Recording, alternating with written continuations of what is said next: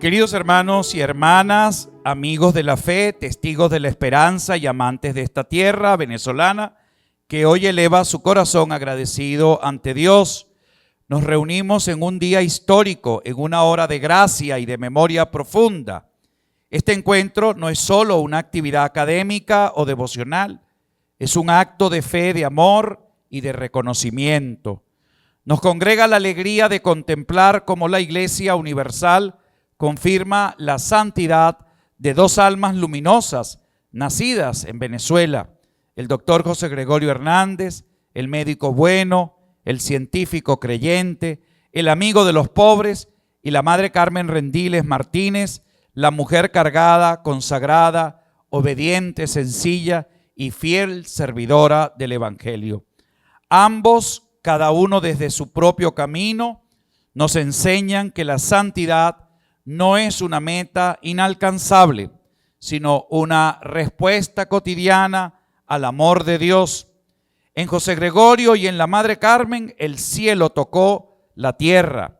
En sus vidas humildes, en sus gestos sencillos, Dios nos mostró que la verdadera grandeza consiste en amar, servir, creer, incluso en medio del dolor y de la adversidad. En este encuentro de fe, no solo lo recordamos, lo celebramos como intercesores vivos, como amigos del cielo que caminan aún con nosotros, porque la santidad no es un recuerdo estático del pasado, es una presencia que sigue obrando, consolando y sanando.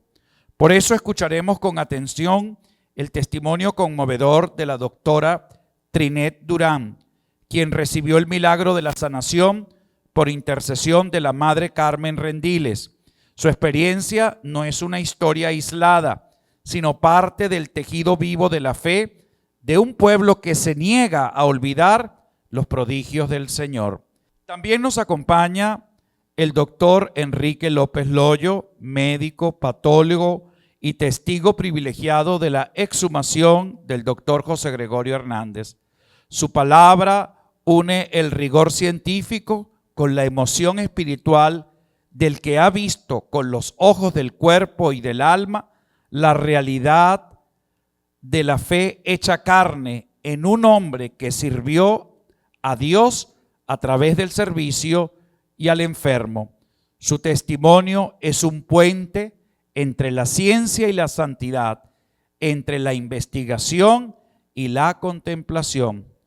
Y la doctora María de Fleury, investigadora, escritora, nos ofrecerá una reflexión sobre la interconexión histórica, espiritual y teológica entre estos dos santos venezolanos. Su narrativa de hondura y sensibilidad nos permitirá comprender cómo José Gregorio y la Madre Carmen forman parte de una misma corriente de gracia que ha recorrido la historia de Venezuela. Una corriente de fe sencilla, de esperanza viva, de caridad concreta. Hoy más que nunca pidamos juntos que el ejemplo de José Gregorio y de la Madre Carmen renueve la fe de nuestra nación, fortalezca nuestra esperanza y aviva nuestra caridad. Que su canonización no sea un punto final, sino un nuevo comienzo para la fe de Venezuela. Un llamado a vivir la santidad en lo sencillo, en el servicio, en la vida diaria. Que sus nombres queden grabados no solo en los altares, sino en nuestros corazones, como signo de lo que Dios puede hacer cuando alguien se deja amar por Él. Bueno, ahora los invito, sin más preámbulos, a pasar a la experiencia de nuestra querida doctora Trinette Durán. La vida es, como decía Madre Carmen, de la cuna a la tumba. Entonces, cada espacio que uno le dedica a otro, pues es un regalo de verdad. Estamos muy agradecidos de que todos estén aquí. Mi experiencia como médico ha sido muy hermosa. Yo soy católica de nacimiento, doblemente bautizada, y fui presidenta de la Legión de María, me gradué en la Escuela Vargas, en la Universidad Central, y me formé como cirujano En el Hospital Miguel Pérez Carreño me quedo como profesora de la Escuela de Medicina en el área de quirúrgica y cirujano de emergencia. Mi experiencia es muy linda cuando uno viene de un hogar cristiano y que se pone en la cama del paciente. Entonces ahí comienza un proceso muy importante cuando yo entendí que el quirófano era un templo sagrado, donde el paciente se despoja de toda su vestimenta para entregarle su vida a uno, y uno tiene que ser ahí un instrumento de Dios para poder sanar ese paciente. En todo ese trabajo de muchísimos años, pues sufrí un accidente laboral en mi hospital con una descarga eléctrica que se me fulguró, se me quemaron el plexo braquial de mi brazo derecho y se me fue atrofiando, fui perdiendo la fuerza. Eso fue en el año 2003 y yo coordinaba quirófano. Fueron 2 meses y tanto postrada en un mueble sin poder dormir porque el dolor jamás se me quitó. Me vieron 21 especialistas. Todos los exámenes que el doctor ya sabe aquí que le pueden hacer a uno para diagnosticar una fulguración de un plexo braquial de los 3 nervios principales de mi brazo derecho, fue sumamente grave para mí y muy triste porque yo soy muy inquieta desde niña. Mi brazo se quedó atrofiado, me pusieron se me fue atrofiando, me pusieron una férula, un cabestrillo y comencé aquel periplo de exámenes de todo tipo, electromiografía, resonancia, todo lo que los médicos sabemos indicar para hacer un diagnóstico tan complejo, porque no es común ese tipo de accidentes, ¿no? Y esa patología. El día de mi intervención, cuando iba llegando a la clínica, mi esposo estaba en sus labores, mi hijo estudiaba medicina y yo, cuando iba llegando a la clínica con una amiga, le dije, llévame al Colegio Belén, pero si te van a operar al mediodía, no, llévame al Colegio Belén. ¿Por qué escogí el Colegio Belén?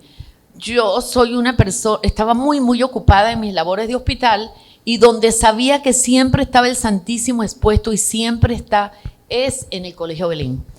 Yo fui a aquel lugar y cuando veo la tumba, digo, aquí tiene que reposar los restos de una santa, porque para que esté enterrada en una iglesia, fue lo que se me pasó por mi cabeza, no había nadie en el templo, yo oré casi acostada en el altar y una hermana me dijo, papá Dios no la escucha, y imagínense lo que significa que le digo a una hermana que papá Dios no me escuchaba en el templo. Yo no entendía, me llevó al oratorio y cuando llegué al oratorio comprendí que ella lo que me quería decir es que el Santísimo Sacramento, como decía Madre Carmen, está vivo en la hostia consagrada. Todas las hermanas estaban de rodillas, menos la hermana San Luis, que estaba en el primer banco. Yo me arrodillé a clamarle a papá Dios que salvara mi brazo, que yo era un cirujano de emergencia, de labor social y no podía quedarme inválida. La hermana San Luis comienza a acariciar mi espalda y mi brazo y me dice, yo volteo porque era tanta la dulzura y la ternura definitivamente de aquella santa, porque ella es una santa en el cielo. Y cuando yo volteo me dice, tú pintaste a la Madre Teresa de Calcuta, yo pinto retratos y mi retrato había sido puesto en la catedral y luego en el Colegio Belén para hacerle la misa de la santidad de la Madre Teresa de Calcuta. Y a mí me encantaba el rostro de ella y yo pinté mi viejita y ella recordaba ese momento cuando fue esa ceremonia, que hacía bastante tiempo, en el colegio, y me dice, entonces tienes que pintarme a Madre Carmen, y se paró y trajo un retratito muy pequeño, me lo da, yo le digo, pero es que no se ve, yo tenía 2 meses y tanto que dormía como 2 horas diarias, estaba completamente demacrada, había perdido peso, no sé cómo ella me reconoció, por eso es que digo que tenía un don especial. Ella me toma del brazo, me dice, vamos a la habitación donde Madre Carmen reposaba. Cuando llegamos a aquel lugar, ella me llevaba del brazo, no podíamos entrar. Había como una energía estática en esa puerta, como una cortina invisible, que logramos traspasarla, las dos nos miramos, y cuando estábamos dentro, ella levanta su mano, en un cuartito muy pequeño, cuartico de religiosa, como digo siempre, levanta la mano y me muestra el retrato de Madre Carmen viejita y me dice, esta es Madre Carmen. tienes que pintarla. Cuando ella levanta su mano, del cuadro de Madre Carmen salió un gran rayo de luz que yo sentí que el techo y las paredes se fueron separando y fui perdiendo la fuerza. Comencé a sudar mi cabeza y mi brazo derecho sudaba y me caían gotas de sudor de la mano. Me desmayo y ella me carga. Tenía 88 años y me llegaba por el hombro, una anciana. La hermana comienza a gritar: y no pesas nada, y no pesas nada, y no pesas nada, eres mi hermana. Y vienen corriendo del oratorio para ver qué pasa y se encuentran con la sorpresa que la hermana me tenía cargada poniéndome en la cama.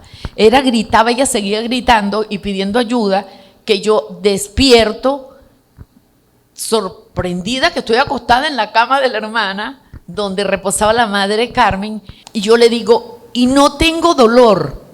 Se me desapareció el dolor después de 2 meses, pero el dolor era intenso, intenso, indescriptible. O sea, no sé cómo yo pude soportar esa neuropatía. Y puedo mover mi mano y estoy perfecta y tengo fuerza. Yo no tenía nada de fuerza en la mano y tengo fuerza y nos hemos abrazado a llorar y llorar. Fue muy grande lo que pasó. Yo me fui a mi casa, no me fui a la clínica. Mi esposo esperándome en la clínica, mi hijo que estudia medicina, y yo no llegué, pero ese día ocurrió un gran soberano aguacero en Caracas y por eso creyeron en la clínica y en quirófano que yo no llegué. Llamé a mi mamá, a mis hermanas, a todo el mundo, a los más allegados, al sacerdote de la iglesia. Yo vivo en La Tabona, estaba muy conmovida de lo que yo estaba viviendo. Yo me quité el yeso yo misma, me dejé mi cabestrillo, y cuando vamos al colegio mandamos a hacer una misa y el sacerdote, siempre recuerdo su rostro y su nombre, el padre Chapellín, dice: ¿y cómo no iba a ayudar la Madre Carmen a la doctora Trinet, que ella hace labor social dedicada durante tantos años? Dice el sacerdote: ¿cómo no la iba a ayudar si Madre Carmen sabe lo que es que una persona no tenga un brazo? Y ella es un médico que hace labor social y Madre Carmen nació sin un brazo. En ese momento concienticé realmente que aquella sanación brusca, instantánea, y que había pasado todos esos días y tenía la mano perfecta pero muy pesada, y el sacerdote dice: Madre Carmen en el cielo no necesita su brazo derecho porque ella está en la gloria de Dios. Ese brazo se lo dejó a la doctora Triné para que siga atendiendo a sus pacientes, y este es mi brazo sano y perfecto.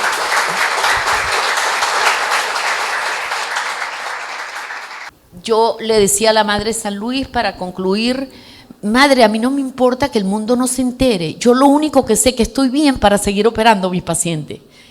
Eso es lo único, y tengo tantas experiencias místicas que he vivido con pacientes desde mucho antes del milagro de mi brazo y después. Y le decía: eso es lo único que me interesa. Es que no entiende, me decía la hermana San Luis, que esto es tocar el corazón primero de los médicos. Lo más importante, que la fe crezca en el corazón de cada quien que escuche lo que viviste. Y así fue como llegó todo el dossier de mi historia a Roma, investigado por un grupo muy grande de médicos de todas las especialidades que tenían que ver con mi daño, inclusive agnósticos. De ahí pasó a los obispos, de ahí pasó a los teólogos, de ahí pasó a los cardenales, regresaron, me mandaron a repetir todos los exámenes de la electromiografía. Fue muy satisfactorio cuando yo me enteré que hicieron esa investigación y que todo fue tan bello y tan perfecto, que eso fue abonando más todo este dossier para que se certificara que Madre Carmen, a través de ese proceso eclesiástico en Roma y aquí el proceso diocesano, se abriera la causa. Los médicos, esto es un milagro de la hermana San Luis, no estaban casi ninguno de los que me habían visto aquí. La Madre San Luis ya había fallecido. Yo me voy al cementerio a rezarle a la Madre San Luis. Le dije: Madre San Luis, los médicos tienen que certificar todo lo que a mí me pasó, los médicos que me vieron. Le digo yo: usted está en el cielo, ya va a ver cómo hace para traer todos esos médicos para Venezuela. Ustedes no lo podrán creer, que llegaron todos los médicos a terminar de recoger sus bienes y vender sus propiedades y sus clínicas y su situación privada en Venezuela, y todos llegaron a la vez ese año. Se abrió el proceso diocesano, que es un juicio que ya el padre lo explicará mejor, y todos los médicos fueron, inclusive los judíos, las enfermeras que estuvieron presentes, el jefe de mantenimiento del hospital para certificar que realmente había ocurrido un accidente eléctrico, una descarga eléctrica en el quirófano, y todo eso pasó tan hermoso que nunca faltó. Fue en el año 2018, donde había tantos problemas nacionales, nunca faltó un médico a certificar en aquel juicio, bajo juramento sagrado, que lo que a mí me había ocurrido era realmente un milagro. Y por eso estoy aquí hoy contándolo. Y gracias por escuchar. Vamos primero entonces con el doctor López Loyo. Muchas gracias a todos, gracias por la invitación, a todos los organizadores de este evento. Ya nos hemos encontrado en varias oportunidades en eventos similares, y esta es una conferencia un poco más corta de la que acostumbro dar, pero esta es una condensación del valor de nuestro Santo José Gregorio Hernández como constructor de paz desde la ciencia y la fe. Esta es la última fotografía real de José Gregorio Hernández. Tomen ese rostro. Esa fotografía está referida como la que estaba en la tumba de José Gregorio Hernández 10 años después de su muerte. Lo rescatan en esa primera exhumación, cuando muere o fallece su hermano y se va a construir un panteón. Si se toman un momento, observen ese rostro, un rostro austero, pero además lleno de preocupaciones, una mirada con ojos muy profundos, observar además un hombre bastante, en ese momento, demacrado, si lo podemos ver. Es un rostro de un hombre de 52 años para ese momento. Ahí vemos una mirada vivaz, la mirada del investigador, del científico, pero además con la profundidad del hombre de fe. Y ahí está ese rostro que no se publicita jamás, de José Gregorio Hernández. Detrás de una estampita y una figura estaba un hombre, un científico y un médico de calidad, formado además en la Escuela de Medicina de París, la meca de la formación médica en todo el mundo. Vamos a hablar de 4 hitos que lo identifican como constructor de paz. Primero, creacionismo versus evolucionismo, bajo una discusión científica y teológica. Luego, el desafío de su reputación. ¿Qué pasó con el caso del sabio Rafael Rangel? La tercera, su muerte trágica y la paz mundial. Y la cuarta, que al morir produce un reencuentro en plena dictadura. Hablemos del primer aspecto, la siguiente.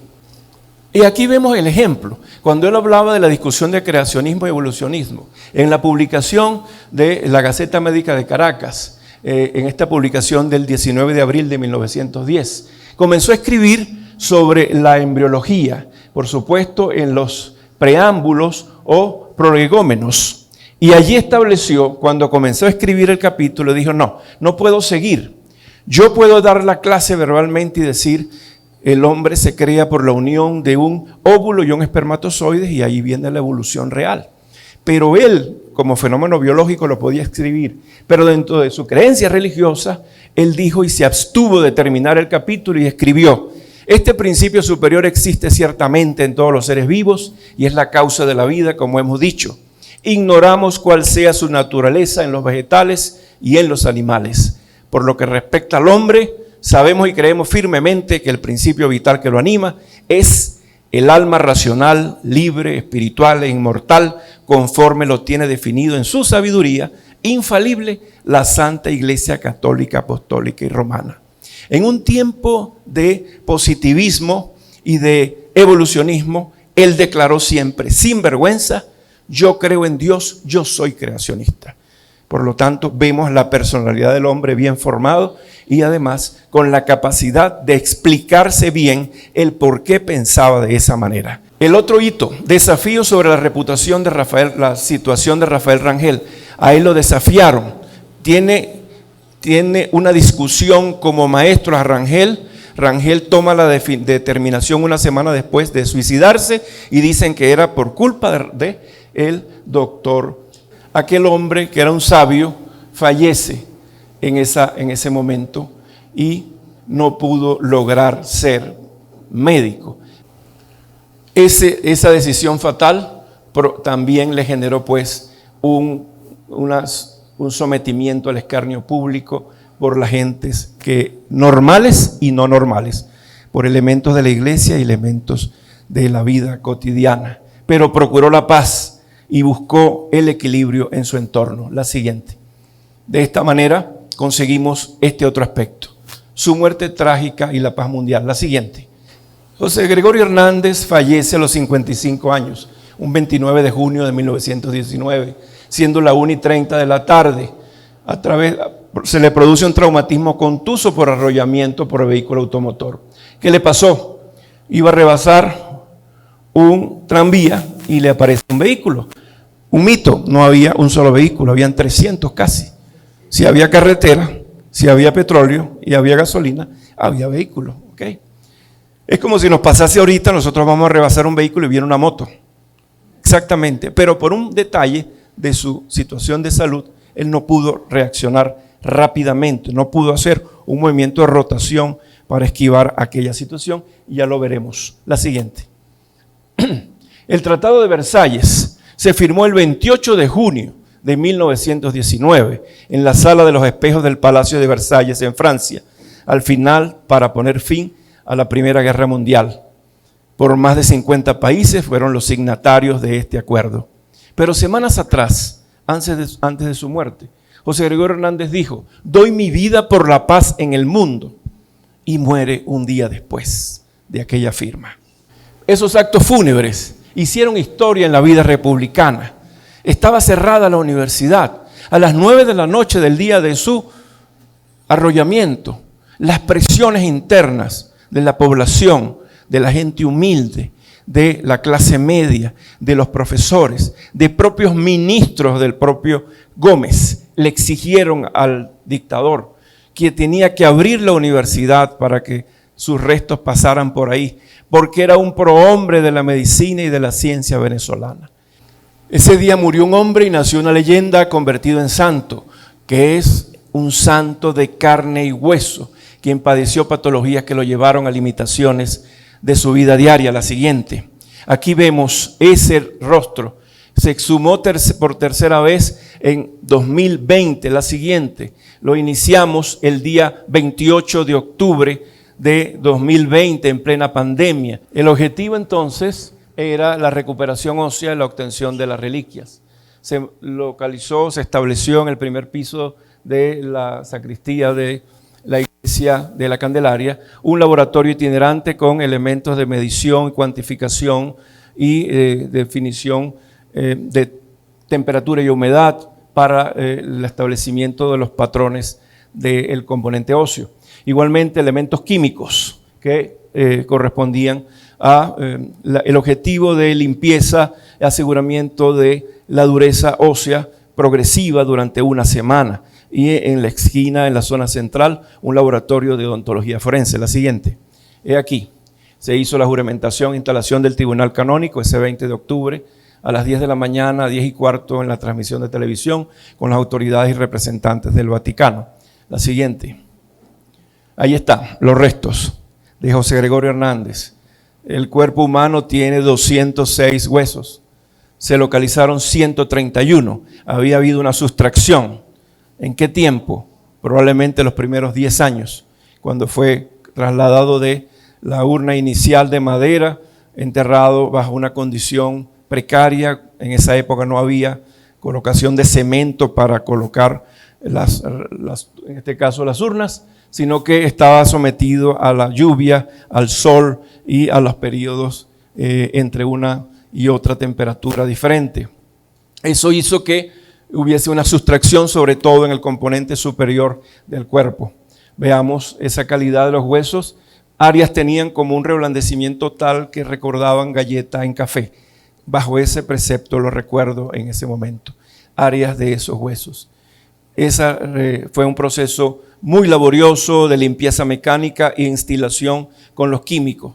conseguimos en esa tierra que era un magma que tenía además cabellos, restos de la ropa de él, lo entierran con la misma ropa que presentaba en el momento del accidente, y además se consiguieron 12 piezas dentales que pudimos recuperar. La siguiente. Ahí está, una selección de reliquias. La magna fue el dedo pulgar derecho para el Vaticano. Luego entonces las reliquias que ustedes ven representadas en la siguiente, en los relicarios que fueron distribuidos, se obtienen unas 300 que se dejan en el depósito para las diócesis y parroquias, y vemos allí el relicario alegórico. El sombrero es una forma de microscopio, tiene una forma de estetoscopio. Otro mito, no usó nunca microscopio. Él usaba un elemento que se llama pinar, que se usa para, actualmente en algunos sitios todavía lo usan, para escuchar los ruidos fetales del niño en la mujer embarazada. Colocaba él un pañuelo en el tórax y hacía la ocultación. De esa manera como se hacía en la escuela francesa original. De allí se obtuvo para la Catedral de Caracas esta, que es el tercer metacarpiano de la mano derecha, y lo vemos allí, ¿ok? Otro mito, no usó bata blanca. Él usaba para el laboratorio un delantal para el laboratorio. Jamás usó bata blanca en su práctica. Usaba su traje para examinar sus pacientes, ¿ok? Siempre con la pulcritud del examen al estilo francés. Pero para el laboratorio usaba un delantal. No usó bata blanca. La siguiente. He aquí el resultado. Un hombre caucásico entre 52 y 56 años, tenía 54, con una estatura de 1,61.9. Vemos aquí la densidad ósea de acuerdo a la localización anatómica. Todo lo que es hacia arriba, de la cadera hacia arriba, desaparece prácticamente. Se conservan miembros inferiores con fracturas que fueron recuperadas con cemento óseo, y prácticamente las únicas estructuras bien conservadas son los pies, con algunas faltas puntuales. Vamos a ver qué encontramos allí. La siguiente. Esta es la mandíbula y el maxilar superior. Nos llama la atención oro, reparaciones de oro en sus piezas dentales. De 12 piezas dentales, 6 tenían reparaciones de oro. Y gracias a Dios no se robaron estas piezas. No por el oro, porque a lo mejor las otras sí tenían bastante oro. Por lo siguiente, allí está la causa de muerte. La siguiente. Maxilar superior, piso hemicraneal derecho, techo de cavidad oral, fractura. ¿Ok? ¿La ven allí? Debiera estar idéntica al lado contrario. Vemos una fractura irregular. Ustedes se pueden tocar hacia arriba la boca, que es la zona dura, el paladar duro. Eso es techo de la boca, pero es el piso del cráneo. Y vemos la siguiente. Se rompe también en el maxilar inferior o mandíbula la rama ascendente del mismo lado. Él es expelido por el vehículo y cae sobre el borde de una acera. De allí de la Pastora, ¿ok? Justo en el área malar se produce la incidencia del traumatismo por la investigación de la recreación forense del hecho. Él murió casi instantáneamente. Se produce una ruptura de las envolturas meningias que contienen el líquido cefalorraquídeo, se produce un descenso de las estructuras del encéfalo, ¿ok? La zona del bulbo raquídeo, se produce una constricción de los elementos o los puntos de la respiración y la frecuencia cardíaca, y produce una muerte casi súbita en el paciente. Lo trato como un paciente, es mi investigación forense. La siguiente. Vimos, era cojo, tenía un tumor en el calcáneo izquierdo, en el talón izquierdo. Lo ven arriba, a la derecha más grande, 3 veces más grande que el derecho. Y cuando observamos la fotografía histórica de él en Nueva York, miren, un zapato ortopédico compensatorio. Nadie se había dado cuenta. ¿Ok? Pero he allí la conclusión forense de este aspecto. ¿Ok? La siguiente. Él, cuando niño, cargaba toneles de agua, le dieron la encomienda en su casa de las 3 de la mañana, 3:30. Hijo, antes que las vacas o los animales tomen en el pozo del ojo de agua que está cerca de la casa, tiene que buscar el agua bien temprano. Cargaba toneles de agua entre los 8 y los 14 años. Y la consecuencia anatómica es un crecimiento hiperplásico de la clavícula derecha, como lo podemos ver en ese círculo. en comparación con la izquierda, que además está fracturada. Las zonas de inserción muscular, porque había un desarrollo mayor de el hombro derecho por ese motivo. Seguimos dándole valor al estudio forense. La siguiente. Él era asmático. Conseguimos un aumento del diámetro anteroposterior del tórax. Eso es una definición clínica probable de asma. Cuando vimos que eso rebasaba el doble de lo normal, hacemos una historia clínica en retrógrado, un análisis clínico patológico. Cuando fue a Italia a los seminarios de clausura, denunció que solamente duró 8 meses en el primero porque no aguantaba los trabajos forzados que eran necesarios. Cortar leña, cortar troncos, cargar troncos, arar la tierra. Además, en temperaturas de mayor tiempo, de baja, muy baja temperatura, y probablemente esa situación obedecía a este hallazgo, porque lo más seguro clínicamente es que había un componente asmático en José Gregorio Hernández. Ahí está, preservado en condición de dignidad, donde ustedes la pueden visitar. Hemos hecho varias revisiones, la última en noviembre del año pasado, está perfecto. El resto óseo está perfecto. Okay. La siguiente. ¿Qué podemos decir? Que fue un apóstol del principio del ejercicio médico, coincidente con la norma cristiana, ser compasivo, generó rápida empatía, se puso siempre en el lugar de los otros y acompañó su sufrimiento, irradió la paz y sosiego que los pacientes necesitaron en momentos de angustia y tribulación. Él evadió las adversidades con un espíritu de conciliación. Fue un constructor entonces de paz en medio de dificultades y se sobrepuso con estoicismo ante duras pruebas que enfrentó hasta ofrecer su propia vida. Entonces fue un hombre atemporal, ha podido nacer ayer o mañana y vino a darle forma al ejercicio de una medicina apegada al cristianismo, conjugando la ciencia y la fe. Muchas gracias. Con ustedes, la doctora María de Florí, quien va a dar el resumen de estos dos grandes santos.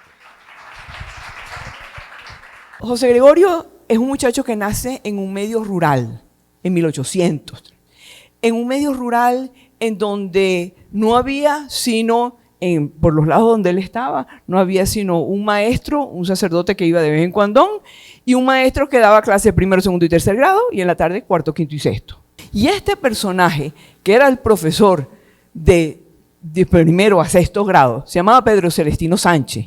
Y este señor fue el responsable que José Gregorio terminara donde terminaba. ¿Ve? Porque él le dijo a su papá cuando el muchacho estaba en sexto grado, le dijo, no lo puedes dejar aquí, porque este muchacho es demasiado inteligente, hay que mandarlo para Caracas. Claro, el problema era que José Gregorio, como buen muchacho de esa etapa rural, había aprendido a leer y a escribir de la mano de su mamá, había aprendido matemática, la historia sagrada, y más nada, ¿verdad? Pero la mamá se muere a los 8 años, cuando él tiene entre 8 y 10 años, más o menos. ¿Sí? El papá un día le pregunta, José Gregorio, ¿tú qué quieres hacer cuando seas grande? ¿Ve? Tenía 12 años el muchacho. Y él dice, yo quiero ser abogado porque yo quiero defender al mundo. Y bueno, perfecto. Pero déjame decirte una cosa, ¿por qué no te haces médico más bien? Y entonces me ayudas a mí, porque el papá se decía farmacéutico, ¿no? Pero en aquel entonces la farmacia era saber cuáles eran las hierbas que se podían unir para curar esto, para sanar esto y para impedir lo otro. Entonces el papá era muy hábil en todos estos puntos. Y en ese momento él invitaba y se llevaba a José Gregorio para que en los laboratorios, en su laboratorio, pues, ¿no?, él tratara de mezclar las hierbas, etc. Entonces eso creó en el muchacho el espíritu de investigación desde el primer momento. Espíritu de investigación que lo tuvo hasta el último día de su vida. Y el papá se busca a alguien en Caracas que sea suficientemente responsable para que acepte a este muchacho. Y este muchacho lo va a aceptar el doctor Guillermo Tell Villegas, ¿no?, que tenía una escuela que se llamaba el Colegio Villegas, y se pone en contacto con él, lo busca, le dice, bueno, es perfecto que se venga. Madre Carmen nació en Caracas como una niñita aristocrática, sea, ella vivía, al principio no, pero luego vivía desde muy chiquita, vivía en la urbanización El Paraíso, la primera urbanización residencial de Caracas, donde estaban las quintas. Ahí vivía ella, ¿verdad? Claro, con la gran tragedia que para 1903, cuando ella nace, ¡ay! ¿Qué tal? Si hoy en día es una tragedia, en ese entonces era más tragedia todavía, que la niña nació sin brazo. Era la tercera de los hermanos. Había nacido sin brazo. Entonces, no sabían mucho cómo manejar el asunto. Pero cuando una persona nace con una discapacidad, la persona como que supera su discapacidad y los demás de los alrededores no entienden mucho. Ella aprendió a superar su discapacidad, ¿no? Y ella lo superó con su simpatía, con su encanto, con sus travesuras, porque Madre Carmen, si había alguien traviesa y tremenda, era ella. ¿Sí? Era de una tremendura increíble, ¿verdad? Ella le encantaba echar chistes, le encantaba jugar juegos de mesa, ¿no? Los juegos de mesa era una tigra, jugaba croquet, no sé si ustedes alguno se acuerda lo que es el croquet, con un palo y una pelota y ganaba siempre, al punto, ¿verdad?, que los demás le decían, jugamos pero sin Carmen, ¿ves? Porque Carmen siempre gana. Ella impulsaba, ella era una muchacha de empuje, era una muchacha alegre, una muchacha simpática, pero el papá y la mamá les angustiaba mucho, ¿verdad? ¿Por qué? Porque cuando iba a las piñatas, dice, esa es la sin brazo, ¿ves? Esa es la que no tiene brazo. Se cansaron de hacerle bullying, ¿ves? Lo que llamamos hoy bullying. El papá decidió que le iban a poner una prótesis. Y desde los 7 años más o menos le pusieron su prótesis, que era un brazo de plástico con una cosa de hierro adentro que pesaba 2 kilos y tanto. ¿Ves? Ahora, dense cuenta que ustedes se pongan una broma de 2 kilos aquí, pues ella no podía mover esto sin agarrar el otro brazo y levantárselo, ¿no? Pero ella le sacó punta a eso, ¿ves? Porque siendo de una familia de 8 hermanos, ¿verdad?, con una porción de varones, y los varones siempre se meten con las hermanitas, entonces ella les sacaba el brazo y les decía, métete conmigo, métete conmigo. José Gregorio desde siempre fue un muchacho serio y estudiado, que cuando él llega al Colegio Villegas, quiero que recuerden que en aquella época no existía uniforme escolar. Entonces él iba a la escuela con su ropa del campo. Entonces era el campesinito, no era el muchacho de la ciudad. O sea, todos los demás se vestían como muchachos de la ciudad y este es el campesino. Y lo veían como el campesinito y se reían de él por el campesinito. Pero él tenía muy en la cabeza y muy firme y determinado que yo voy a estudiar, porque eso fue lo que yo me comprometí con mi papá, que yo iba a estudiar, me iba a graduar de bachiller, me iba a graduar de médico y me regresaba para mi pueblo.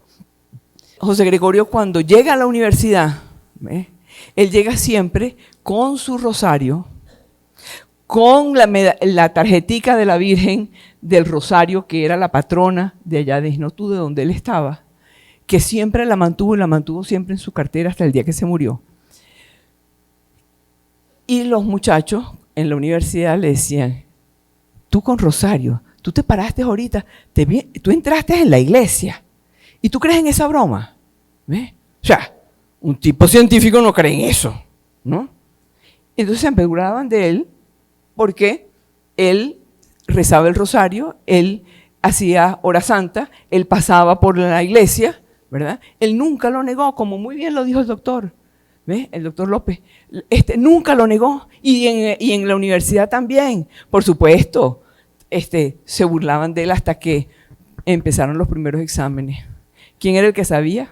José Gregorio. ¿Quién era el que más estudiaba? José Gregorio, ¿ves? Y además de todo, cuando le invitaban a una fiesta y para las retretas dominicales, ¿verdad?, que él se pegaba a las retretas dominicales, ¿quién bailaba? José Gregorio. Y además de todo, el tipo tenía un buen porte. El hombre era buen mozo. Y encima que era buen mozo y sabe bailar, pues miren, las muchachas las tenía a borbotones. ¿sí? Las muchachas con toda la discreción de aquella época, pero todas se morían por bailar con él, ¿ve? Con toda la discreción. Nuestra amiga Madre Carmen, ¿verdad? Cuando va creciendo, ¿verdad? ¿Qué le encantaba? Ella le encantaba la tremendura, ¿verdad? Así como tuvo el sastre que la ayudó, ¿verdad? Ella se escapaba ahí en la calle en el callejón donde ellos vivían, ¿verdad? Al final había un carpintero. Y ella cada rato se le presentaba al carpintero con su brazo, pues, ¿no? ¿Verdad? Se le presentaba al carpintero y dice, enséñame, ¿no? Y a veces la mamá se desesperaba y no sabía dónde estaba y dónde le iban a buscar en casa del carpintero. Y entonces ella aprendió carpintería. Y yo los reto a ustedes a que aprendan, porque ella sí lo supo hacer, agarrar un clavo con la misma mano y el martillo y martillar. Y así ella terminó haciendo mesas, terminó haciendo sillas y terminó haciendo hasta un escaparate. Llega a Venezuela un grupo de monjas francesas, las siervas de Jesús. Y las siervas de Jesús, ¿no? Hablaban solamente en francés. Y entonces esta que había aprendido francés en el Saint Joseph du Tertre, le va y le toca la puerta a las monjas y le dice, mira, yo quiero ser religiosa. Y las monjas se vieron la cara y le dijeron, eran 4, y se vieron la cara y dijeron, no hemos buscado a ninguna candidata aquí, la primera vocación venezolana, la muchacha habla francés, venga para adentro, ¿ves? Y entonces la aceptaron. Y como era una muchacha encantadora, hecha para adelante y tal, inmediatamente al poco tiempo hizo los primeros votos y la mandaron para Francia, ¿verdad? Y allá estudió su noviciado y una vez que estaba en el noviciado, regresa para Caracas y cuando regresa para Caracas, claro, entre el francés, toda la preparación que tenía, la nombran superiora de las siervas de Jesús francesas en Venezuela y ella dice, aquí lo nuestro es verdad que las siervas de Jesús estamos en adoración a Dios, pero necesitamos colegios para que eduquen a las niños y ella empieza a construir colegios y a hacer colegios. Es más, cuando su papá y su mamá se mueren, los hermanos le dicen, chico, te dejamos como herencia la casa, ¿no? Del paraíso. Y dijo, perfecto, y la convirtió y todavía sigue siendo al día de hoy un colegio, ¿no? Un colegio de niñas. Y aquí hubo un personaje muy importante que fue el cardenal Humberto Quintero, que tomó, con quien ella habló, y él la ayudó a hacer todo ese papeleo insólitamente grande de documentos para separar las siervas de Jesús de Venezuela de las siervas de Jesús de Francia. Fue un papeleo tremendo, pero se logró. Y entonces hoy en día pues tenemos la gran división de las siervas de Jesús de Francia y las siervas de Jesús de Venezuela. Nuestro amigo José Gregorio Hernández no hacía discriminación de gente. Para él todo el mundo era igual. Hay muchas historias de José Gregorio que son absolutamente fascinantes. Muchas historias de Madre Carmen también que son fascinantes, porque ella fue una monja, era una monja alegre. Era una monja alegre, era una monja echadora de broma. ¿Ves? Eso sí, no se vayan a creer que ella era de las que, sí es verdad, cuando ella se arrodillaba y frente al Santísimo y se concentraba, y ella hacía mucho énfasis en pasar muchas horas frente al Santísimo, muchas horas en oración, todo eso es verdad, pero ella también era divertida, ella era simpática, ella decía, a Dios hay que verlo con agrado, a Dios hay que verlo con simpatía. ¿Ves? Nosotros podemos hacer muchas cosas por Dios, pero hay que hacerlas con simpatía, hay que hacerlas contento. Madre Carmen siempre echó broma, siempre se concentró inmensamente en todas sus creencias en Dios, en todo su amor íntegro hacia Dios y hacia Jesús en la Eucaristía, y por eso ellas se saludan diciendo, Jesús hostia. Viva Jesús hostia, ¿no? Para ellos era muy importante. José Gregorio, un hombre que supo entregar su vida por la paz. Porque cuando se fue a firmar el tratado en la ciudad de Versalles, que por eso se llama el Tratado de Versalles, él le dijo al amigo, ya sé que me voy a morir pronto porque le ofrecí mi vida a Dios. Es que, amigos, con Dios no se juega. La Madre Carmen le pedía a sus monjas, recen para que a José Gregorio Hernández lo canonicen. Ahora, ella que pidió tanto a sus monjas que rezaran frente al Santísimo para que a José Gregorio lo canonizaran, lo nombraran santo, ahora el 19 de octubre lo van a canonizar santo a los dos juntos, porque los dos confiaron plenamente en Dios y amigos, con Dios siempre ganamos.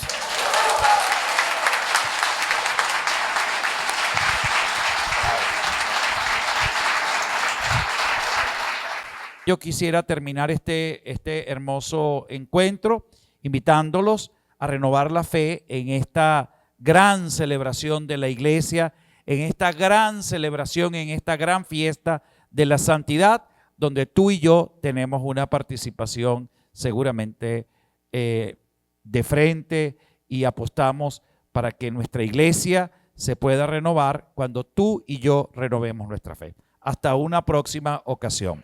Muchísimas gracias.